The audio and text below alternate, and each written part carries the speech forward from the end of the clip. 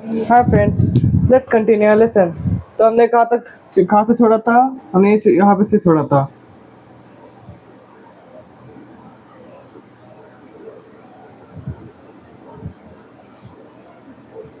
Natural resources की categories. कितनी categories होती है उसके?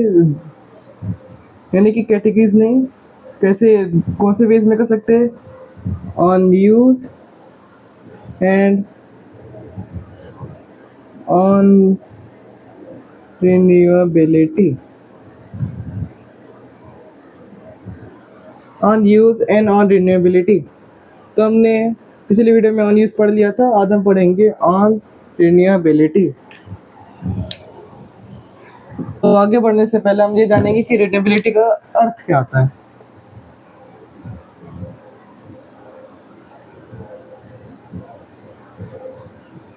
रिन्यूएबिलिटी, इस शब्द को समझने के लिए हम इसको दो पार्ट्स में डिवाइड कर सकते हैं, रिन्यू एंड एबिलिटी।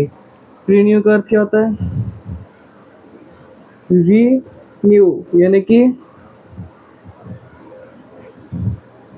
फिर से नया करना, और एबिलिटी वही एबिलिटी यानी खुद को वापस नई करने की एबिलिटी को कहते हैं रिन्यूएबिलिटी। तो इसमें हम समझेंगे दो,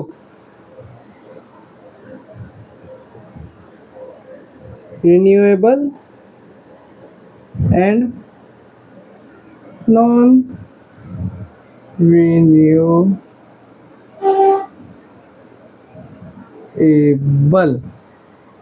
So let's focus on renewable for now.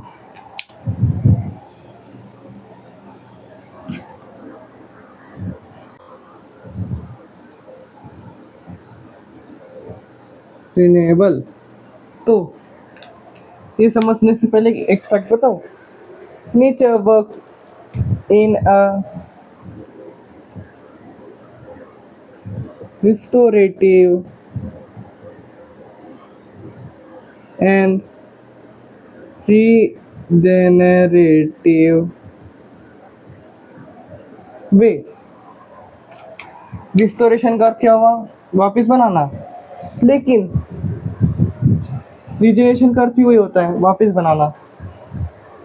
तो दोनों में कंफ्यूजन है।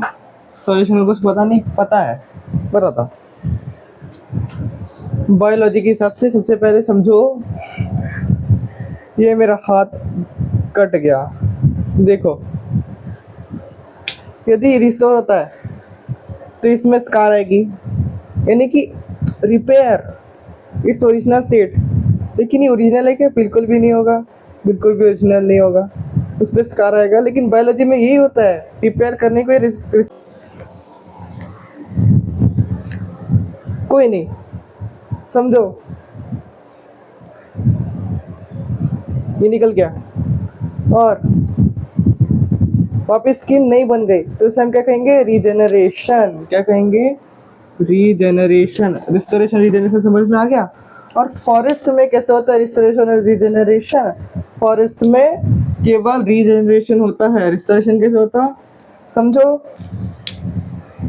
कि एक पेड़ गिर गया, पेड़ नया उगेगा, लेकिन जब डिफॉरेस्टेशन होता, सारे पेड़ उड़ जाते, उखड़ जाते, तो फिर उसको रिस्टोर कैसे होगा? जब बहुत सारे ट्रीज रीजनरेट होंगे और उसमें वापस से एनिमल्स, बर्ड्स और वो जितने भी नेटिव इंसेक्ट्स हैं वो वापस उस फॉरेस्ट में आएंगे, तो वो क्या होगा? रिस्टोर होगा। समझ गए? इतना भी कंफ्यूजिंग नहीं है। तो अभी जैसे हमें पता है, nature works in cycle. Nature works in cycles. समझो एक ट्री है एक फॉरेस्ट में, वो मैच्योर होगा, बूढ़ा होगा,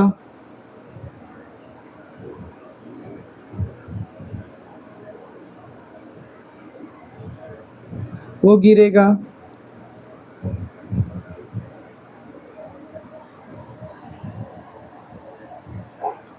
फिर वो डिकम्पोज होगा। किससे? Insects, insects, fungus, etcetera, bacteria etcetera, जो भी है। फिर सॉइल को क्या करेगा? फर्टिलाइज करेगा। फर्टिलाइज हो गया, फिर वापस सीड डिस्पर्स होके उधर आएंगे, और फिर वापस वो प्लांट होगा। प्लांट के बाद वापस ट्री होगा, यंग ट्री, फिर वो मैच्योर होगा, फिर वापस बूढ़ा होगा, फिर वापस गिरेगा, फिर वापस डिकम्पोज होगा, फिर वापस वो डिकम्पोज ट्री वापस सॉइल को फर्टिलाइज करेगा, उस पे सीड आएगा, सीड के बाद वापस एक छोटा सा नमूना सा प्लांट बनेगा, वो प्लांट वापस पेड़, पेड़ यानी कि छोटा सा, अब वो और मैच्योर होगा, मैच्योर यानी कि बूढ़ा होने से पहले का मैच्योर, इस संदर्भ में वो मैच्योर कर हो गया। फिर वापस बूढ़ा होगा, गिरेगा। ये सब कुछ समझ में आ गया? देखा कैसे it goes in a cycle, इस साइकिल का पहिया, समझ गए? गोल गोल।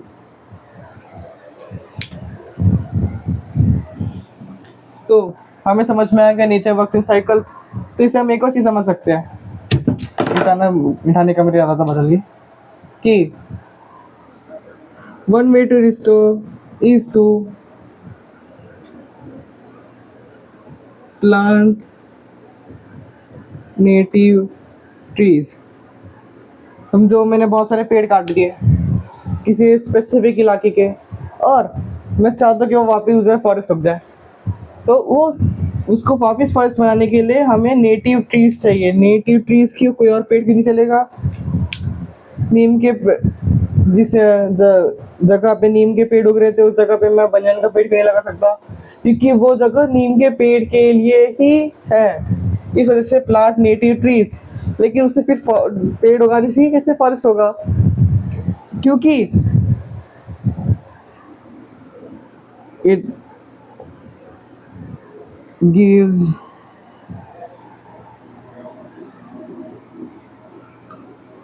Food, shelter.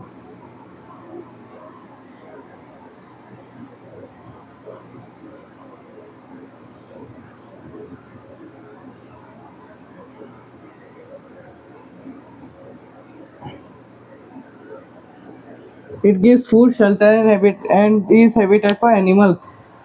बहुत सारे कबीले भी लोग रहते हैं उधर, इस वजह से। समझो मैंने पूरा वापिस इधर मैंने मस्त पैकी फॉरेस्ट उगाया, दिख नहीं रहा होगा, इमेजिन कर लो फॉरेस्ट उगाया। Imagination is the key. दिखा नहीं सकता ना, स्मार्ट बोर्ड थोड़ी है।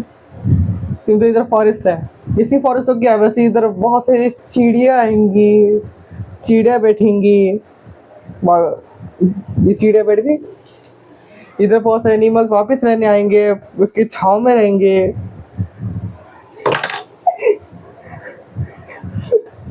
तो इससे क्या होगा? वो वापस पूरा फॉरेस्ट रिस्टोर हो जाएगा। समझ गए?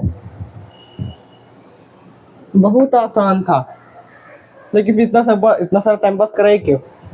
रिन्यूएबल समझने के लिए सबसे पहले हमें कैरेक्टरिस्टिक्स जान लिया कि नेचर कैसे काम करता है, नेचर रिस्टोरेशन रिजनरेशन पे काम करता।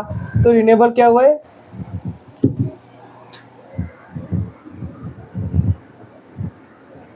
who show these traits, यानी कि रिन्यूएबल रिसोर्स वो रिसोर्स हो गए जो रिस्टोर होते हैं और रिजेनरेट दोनों होते हैं, उन्हें हम क्या कहेंगे? Renewable resources. जैसे कि हवा पानी, हवा पानी समझ गए? जैसे कि रिवर्स, वो बार बार रिप्लेनिश होते रहते हैं, किससे? ये समझ,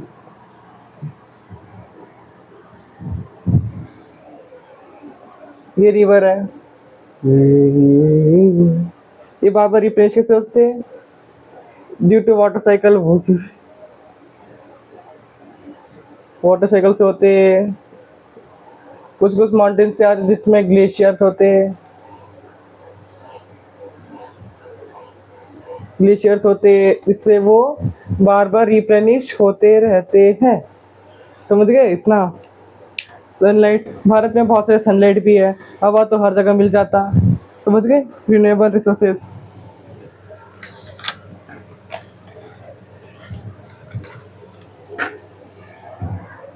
तक रिन्यूएबल है,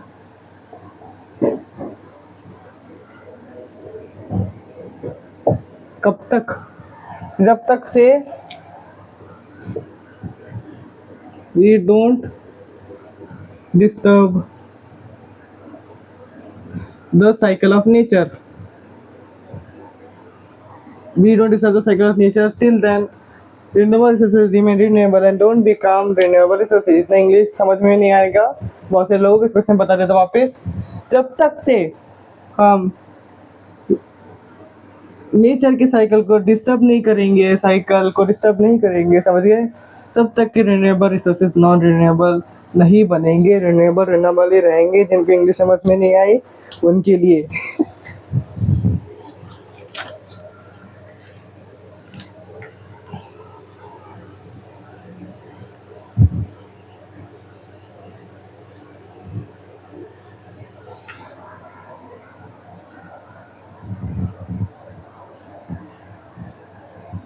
जैसे हमने जाना पिछले इसमें कि कैसे टिम्बर एक रिन्यूएबल रिसोर्स है क्योंकि वो बार बार उगता है, लेकिन यदि हम उनको हार्वेस्ट करते हैं कि वो ग्रो नहीं हो पाए। पता है समझ में नहीं आएगा मैंने क्या बोला होगा। मैंने ये वापस बता था कि यदि हम उन लकड़ियों को जब तक से वो ग्रो होते, जितना कि उनका समय होता है ग्रो होने का, उससे पहले हम उनको जल्दी काट देते, या फिर वापस तब तक से मैंने पढ़ा है कि कैसे बहुत सारे ट्रीज तब तक से डिस्पर्स होते हैं, सी डिस्पर्स करते हैं और नए पेड़ उगते हैं। लेकिन हम उन पेड़ों को काट दे जो सी डिस्पर्स करते हैं, उन्हीं पेड़ों को काट दे, तो फिर क्या होगा? पेड़ क्या बन जाएंगे? नॉन रिन्यूएबल रिसोर्सेज बन जाएंगे। What are the main human activities that do this? यदि हम बोले तो ह्यूमन एक्टिविटी हम बोल सकते हैं not human activities, what factors, वो है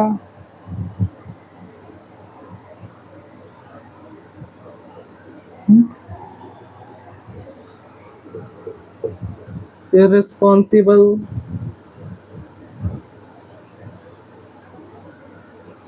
human use,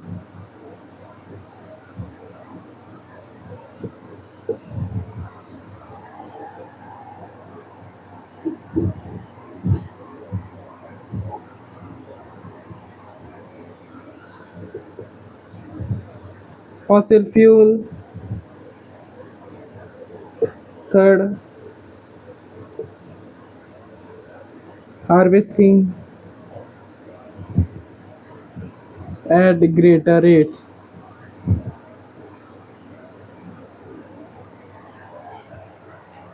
responsible human use, जैसे हमने बोला कि समझो मिट्टी रिन्यूएबल रिसोर्स है, लेकिन यदि उसमें हम बहुत सारे केमिकल फर्टिलाइजर्स डालते जाए तो क्या वो सॉइल बहुत एसिडिक हो जाएगी। इसमें नाम हम कोई भी चीज़ उगा नहीं पाएंगे। इधर कुछ नहीं है, कोई भी चीज़ उगा नहीं पाएंगे, जैसे मैंने पिछले वीडियो में बताया था। समझ गए? जिन्होंने नहीं देखा पिछले वीडियो देखना पड़ेगा। Fossil fuel driven industries, fossil fuel यानी कि जैसे हमने पढ़ा है कि कैसे कोल बहुत सारा कार्बन डाइऑक्साइड रिलीज करता है, वैसे पेट्रोलियम जलाने पे, कोई भी ऑर्गेनिक जलाने पे बहुत सारा कार्बन डाइऑक्साइड निकलता है, तो उससे क्लाइमेट चेंज होता है। जैसे हमने पढ़ा है, बहुत बचपन से सुनते आ रहे हैं कि चेंज होगा, ग्लोबल वार्मिंग होगी, क्योंकि ग्लोबल वार्मिंग हो भी रही है बेटा, समझा कर बेटा इसको, से हमें दादाजी बात करिए, आगे पढ़ते हैं। ठीक है बेटा, समझ गए? Harvesting at greater rates, harvesting at greater rates का अर्थ क्या हुआ? जिसे मैंने पढ़ा है कि बताया कि कैसे यदि हम फॉरेस्ट को बहुत जल्दी हार्वेस्ट करेंगे, जब तक से वो अपना सीड डिस्पर्स ना करेंगे और पेड़ ना उगाए, तो वो नॉन रिन्यूएबल रिसोर्सेज बन जाते हैं और वो नेचर के साइकिल को डिस्टर्ब करते हैं।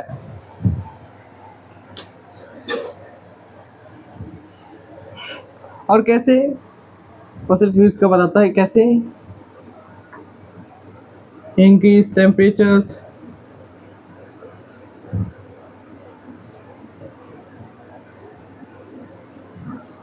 ये सब कुछ आता है इसमें।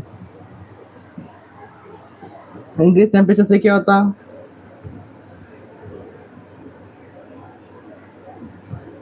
Melting of glaciers at higher rate, melting of glaciers at higher rates, जिससे नदी वदियाँ नहीं, नदियाँ सूख जाती है, समझ गए? बहुत ही बहुत बुरी हालत होने वाली है हमारी आगे चल के।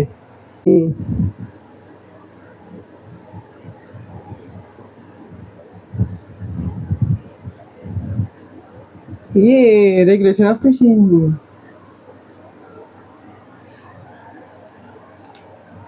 ये मार्कर बॉस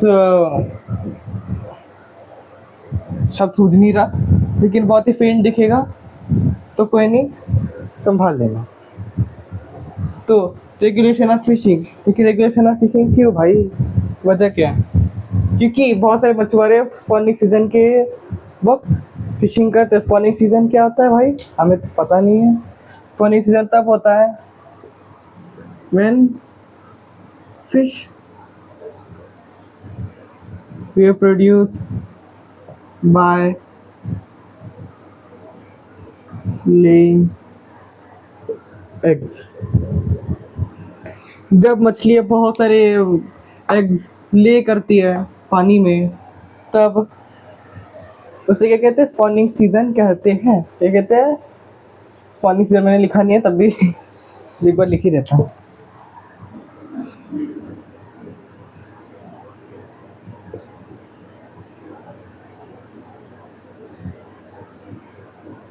स्पॉनिंग सीजन कहते हैं।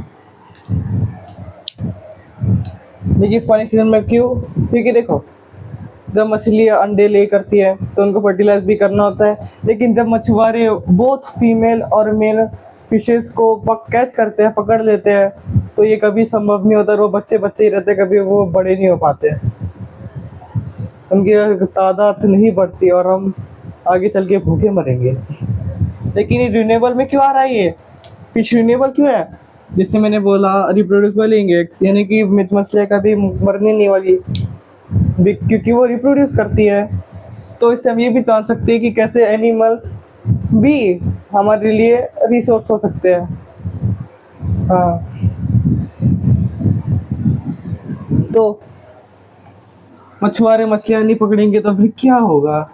लेकिन हम पकड़ना कब नहीं है, एक्स्ट्रा है ये, यानी कि बुक में नहीं दिए गए, मैं बताता।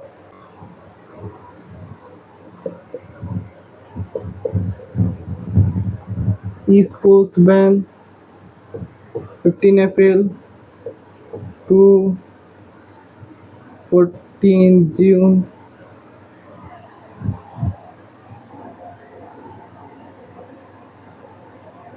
In states like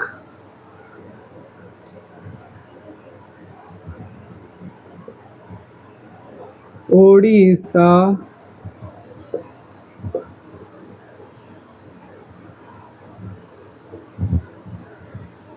Andhra Pradesh,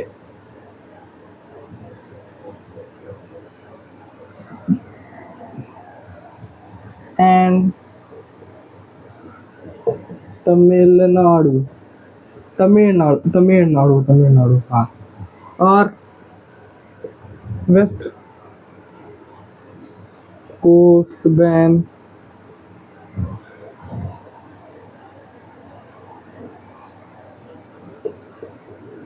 जून 1 से लेके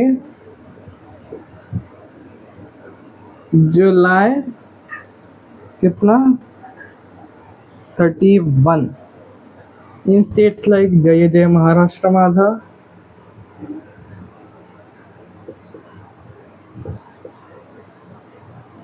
कर्नाटक एंड केरल, ये हमारा भारत,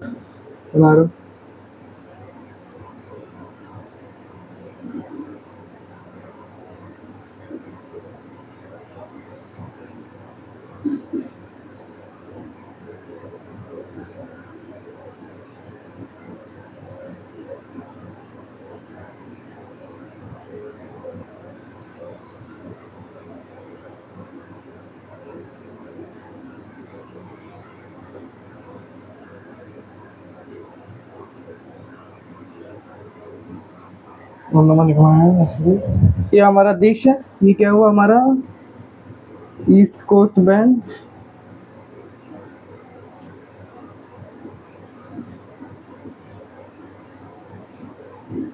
और ये हमारा हो गया वेस्ट कोस्ट बैंड।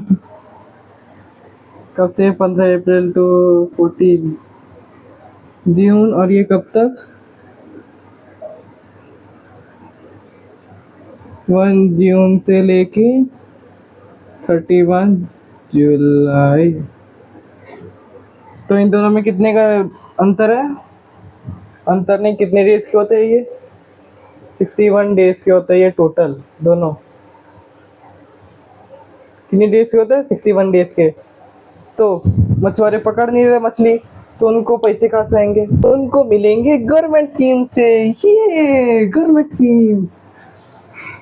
पहली स्कीम क्या है? प्रधानमंत्री मत्स्य संपदा योजना।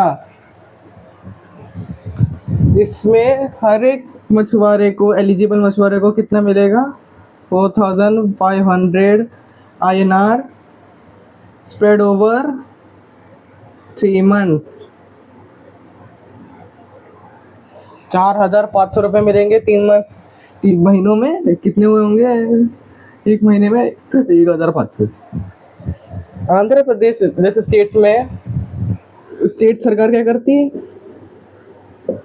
मछुआरे को एक ही बार में एक ही बार में अलग अलग इंस्टॉलमेंट में 20,000 रुपये देती। तो समझो जिस मछुआरे ने ये PMSY स्कीम में अप्लाई किया है और जो आंध्र प्रदेश का है, उसको इस बैन दौरान कितना मिलेगा? कम से कम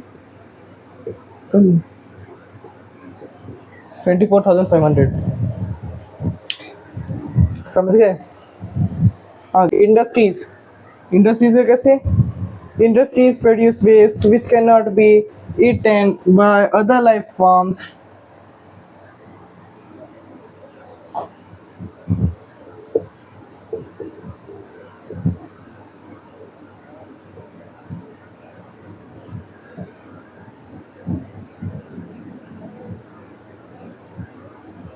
not be eaten by other life forms। तो इसका अर्थ क्या हुआ? यानी कि जब वे कोई इंडस्ट्रियल वेस्ट डिकम्पोज होते हैं और बहुत सारे लिविंग ऑर्गेनिजम्स, ये छोटा सा मानो, ये छोटा सा समझ लो, ये छोटा सा बैक्टीरिया इधर इधर लिखा है, समझो ये गया क्योंकि किसने खाना नहीं खाया, तो उससे जो बड़ी थी ये वो भूखी रही, उससे और मछलियाँ भूखी रही, उसको खाने वाली मछलियाँ उसको मछली मछली करके वहाँ का पूरा इकोसिस्टम ही बर्बाद हो गया। और साथ ही में industry waste contains harmful chemicals. क्या करते उनमें? क्या होता है, क्या करते? बहुत सब कुछ बोल दिया मैंने। उसमें क्या होते हैं? Harmful chemicals which could poison water bodies।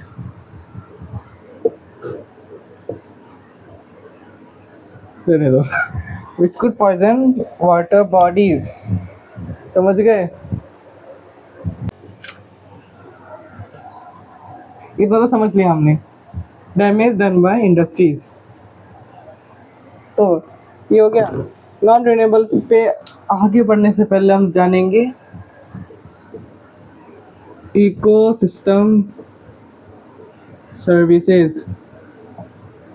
Ecosystem services यानी कि क्या होता है? यानी कि हमारे आसपास की चीज़ें यहाँ से बैठ के हमें चाय पानी देना चालू करेंगी? ऐसा नहीं। जब इकोसिस्टम में जितने भी प्रोसेसेस होते हैं वो यदि ह्यूमंस को बेनिफिट करे तो हम उसे क्या करेंगे? Ecosystem services. जैसे कि ट्रीज, बहुत ही लाभदायक क्या है? ट्रीज। नहीं ऐसे नहीं। हमें क्या क्या करते? प्रिवेंट सॉइल इरोजन, उनकी रूट्स जकड़ के रखती है।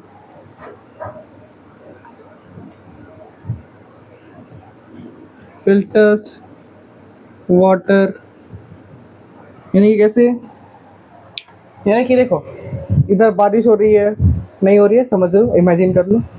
जैसे कि बारिश होती है, बारिश का पानी, इसमें बहुत सारे हवा में जितने भी गैसेज है और डस्ट है वो इसके अंदर चले जाता है। कभी कभी मटेरियल्स भी चले जाते हैं। तो फिर क्या पानी बहुत शुद्ध हुआ? बिल्कुल भी नहीं। इसमें से कोई किलो बच्चे क्या करते हैं, ये बारिश हो रही है, वो अपना मुंह खोल के खाया करते,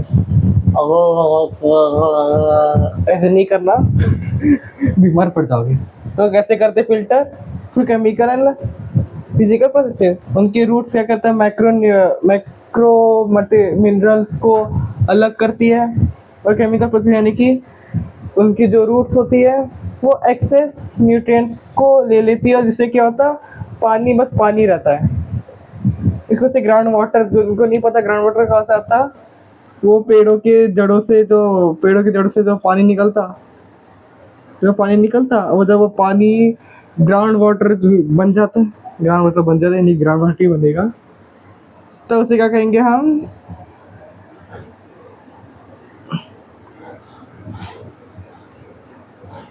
ग्राउंड वाटर। ये कहेंगे ग्राउंड वाटर कहेंगे।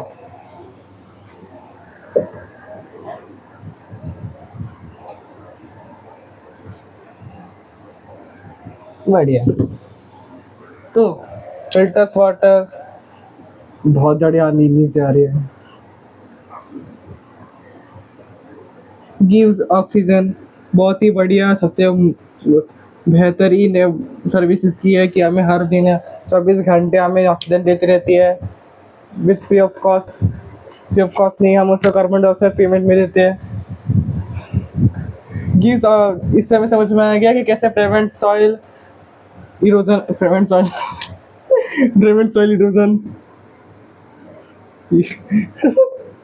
prevents soil erosion, filters water, gives oxygen. And one thing, gives habitat. समझ गए? gives habitat हमने पहले पढ़ा था। तो जैसे कि हमें ट्रीज इतना हमारे लिए काम करती है, हमें ये सब कुछ देती है, तो ये हमारा इकोसिस्टम सर्विसेज हो गया। हमारा इकोसिस्टम नहीं, इकोसिस्टम को इकोसिस्टम सर्विस हो गया। तो क्वेश्चन, ये एक एवरेज ट्री कितना ऑक्सीजन प्रोड्यूस करता है बताओ? मैं बताता हूँ,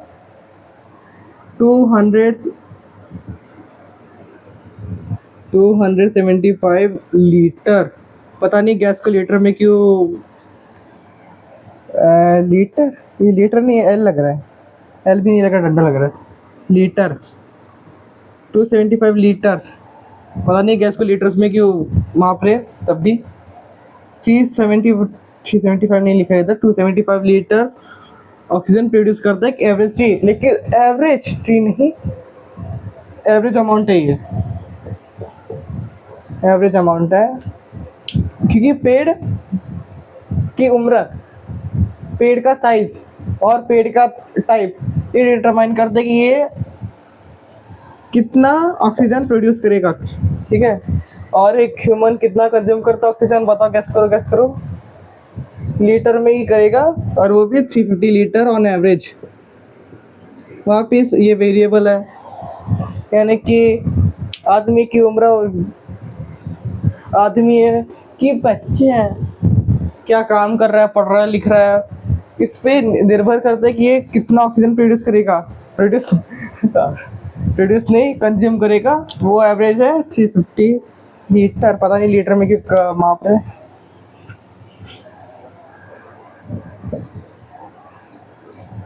एक सेकेंड, मिटाने से पहले इतना पढ़ा है मैंने, कुछ बच्चों को पता ही नहीं होता कि हैबिटेट क्या होता है। बच्चों का नहीं, मैं भी बच्चा ही हूँ। हैबिटेट क्या होता है, यानी कि समझ लो कि हमारा हैबिटेट क्या है, हमारा घर जिसमें हम रहते हैं, जिसमें हम बड़े होते हैं, उससे हम क्या कहेंगे, हैबिटेट। हमारा घर हमारा हैबिटेट है। तो समझ गए हैबिटेट का क्या होता है। So now let's move on to non-renewable resources.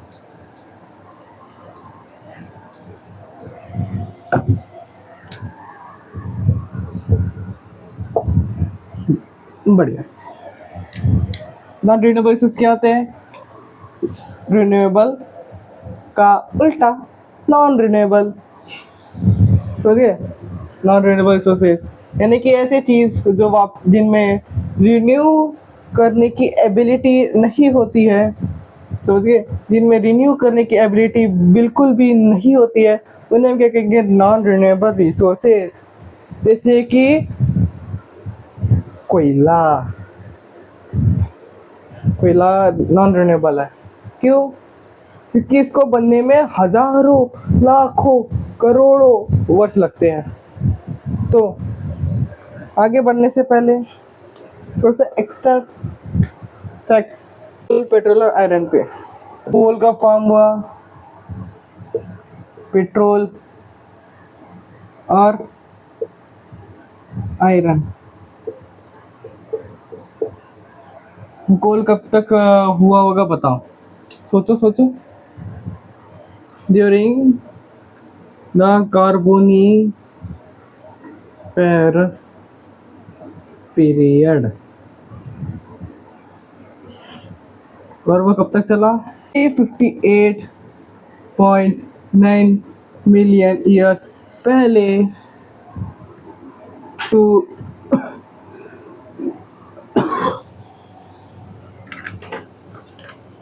298.9 million पहले ईयर्स। कार्बोनिफेरस कर क्या होता है? कार्बन, समझ में आ गया, कार्बन और फेरस। कार्बन यानी कि समझो कोल, और फेरस यानी कि bearing. Carbon bearing period is called carboniferous period. समझ में आ गया? बढ़िया। बी पेट्रोल का वो मीजोजोइक, मीजोजोइक 252 मिलियन ईयर्स पहले टू 66 मिलियन ईयर्स पहले। मीजोजोइक, मीजो यानी कि मिडल, और जोइक समझो एज, समझ लो साधारण, मिडल एज। एज नहीं, एरा सही रहेगा, लेकिन तभी समझ लो समझने के लिए, मिडल एज। मीजो यानी कि मिडल, जोइक यानी कि एज, एरा पीरियड। तब कब हुआ? 252 मिलियन ईयर्स पहले तो 66 मिलियन ईयर्स पहले। आयरन कौन से? प्री कैम्ब्रियन, सबसे पुराना पीरियड। इसको मैं राउंड कर लेता।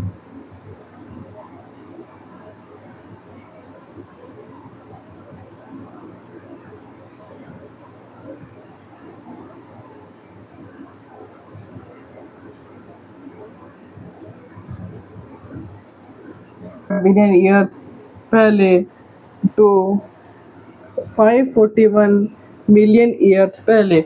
सबसे पुराना पीरियड है प्री कैम्ब्रियन। प्री कैम्ब्रियन का हुआ कैम्ब्रियन एज से पहले वाला, क्या वो प्री कैम्ब्रियन कहलाएगा। और सबसे पहले हम देखेंगे कोल और पेट्रोल कैसे बने। बहुत ही आसान है। समझो कि मैं पानी में तैरने वाला एक मस्त मछली और मैं मर गया, तो मेरी जो डेड बॉडी है वो सी बेड में जाएगी, सी बेड में नहीं जाएगी, सी बेड पे रहेगी, और फिर वापस मिट्टी मिट्टी मिट्टी ऐसे करते करते वो नीचे जब दब जाएगी। नीचे दबने के बाद क्या होगा? उस पर प्रेशर और हीट होगा। प्रेशर क्या होता है? Force applied to a specific area. और फोर्स जिन्होंने साइंस का चैप्टर स्किप किया है बचपन से, जो स्किप करते आ रहे हैं, उनके लिए फोर्स मीन्स पुश या पुल, यानी कि किसी एरिया पे, किसी सतह पे यदि हम पुश करें, फोर्स लगाए, तो उसे हम क्या कहेंगे? प्रेशर कहलाएंगे। और हीट, हीट तो सबको पता ही है, गर्मी। तो उससे क्या होता है कि कोल और पेट्रोल फॉर्म होते हैं। और ये आयरन, आयरन कैसे फॉर्म होता? समझो, ये हमारा बहुत पुराना प्री कैम्ब्रियन वाला ओशन, बहुत ही हल्का हल्का लग रहा है लेकिन जाए दो। इस पे हमारे पास है बहुत सारा आयरन। ये आयरन कहाँ से आया? ये फीकर्स क्या होता है? फीकर्स आयरन होते हैं, जिन्होंने अभी तक पढ़ा नहीं है उनके लिए फीकर्स होता है आयरन। और ये आ कहाँ से? ये पीने ई लगा है। ये आया कहाँ से? यहाँ से। डिलीवरी मैन हमारा वेंट नीचे धरती में पाए गए जितना भी आयरन है वो इसको बाहर निकालता है, उससे हमें आयरन मिला। लेकिन ये अभी भी फ्लोट कर रहा है, यानी कि अभी पानी में मिला हुआ है अभी भी। और जब ये ऑक्सीडाइज होते हैं, ऑक्सीजन कहाँ से आया? जब इस पानी में बहुत सारे बैक्टीरिया फोटोसिंथेसाइज करने वाले, जिन्होंने वापस फोटोसिंथेसिस स्किप किया है चैप्टर, इसमें फेल होते आ रहे हैं, उनके लिए बता देता हूँ। Photosynthesis is the process by which plants make food by taking in carbon dioxide and sunlight and water also। तो ऑक्सीडाइज हो गए और फिर वो नीचे सेटल होते हैं। इससे क्या, आयरन की एक परत बनती जाती मेरा पेन का पता नहीं क्यों क्या हुआ। समझ गए? बहुत ही आसान है समझना। और हमने इस फैक्ट को समझने में बहुत सारा समय बर्बाद कर दिया, नहीं है काम आएगा आगे चल के। 8 क्लास में काम नहीं आएगा, लेकिन आगे चल के काम आएगा फ्यूचर में। फ्यूचर की सोचा करो। नॉन रिन्यूएबल रिसोर्सेज, कोल पे आते हैं। कोल का यूज क्या करते हैं? To produce energy. ये पता नहीं कौन सी भाषा का आवाज है। टू प्रोड्यूस एनर्जी, ठीक है। कोल ही क्यों? पास सोलर पैनल्स बहुत से लोगों के पास नहीं होते, लेकिन सोलर पैनल की संसाधन क्यों नहीं है? क्योंकि सोलर पैनल एक नया इन्वेंशन हुआ है, अभी का है। उससे पहले ट्रेडिशनल यूज किसका होता है? कोल का होता है। समझ गए? इधर कोल लिखा नहीं है मैंने, लेकिन समझ जाओ। तो मुझे बताओ ऑन एक्स्ट्रा फैक्ट्स, भारत के पास कितना कोल रिजर्व है? गेस करो। इसका कितना होगा? 400.715 बिलियन टन। और जिनको टन नहीं पता गूगल कर लो।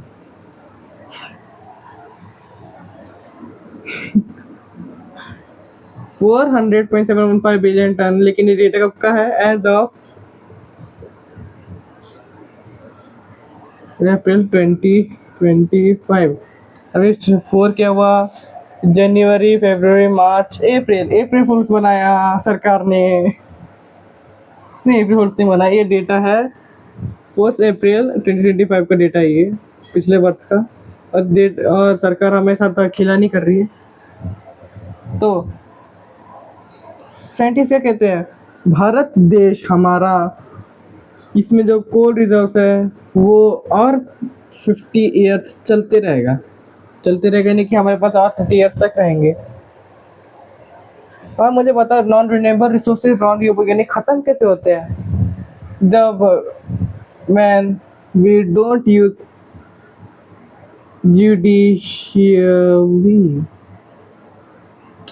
judiciously का अर्थ क्या हुआ? जुडिशियरी, सिविक्स में पढ़ा होगा। जुडिशियरी क्या होता है? हमारी न्याय व्यवस्था। बहुत से लोगों के सर के ऊपर से गया होगा। जैसे कि कोर्ट्स में जज होते, वो सही डिसीजन देते।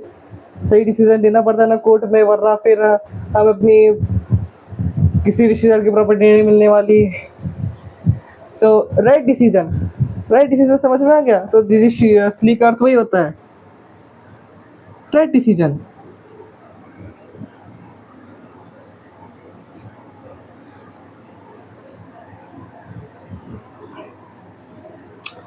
लिखने ही नहीं, अपना ही बर्बाद नहीं करता।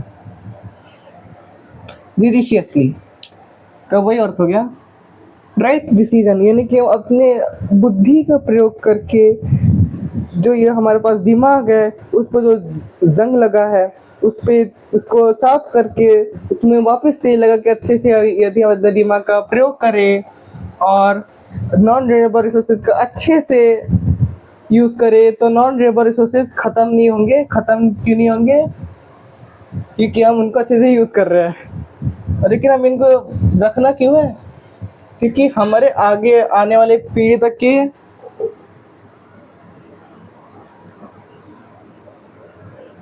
टिल नेक्स्ट जनरेशंस, हमारे आगे आने वाले पीढ़ी तक के जनरेशंस तक नॉन रिन्यूएबल रिसोर्सेज रहना चाहिए, तब तक से वो और कोई नए उपाय ना ढूंढे, तब तक के हमें उनके तब तक हमें उनके लिए नॉन रिन्यूएबल रिसोर्सेज को बचा के रखना है। तो समझ ही गए होंगे।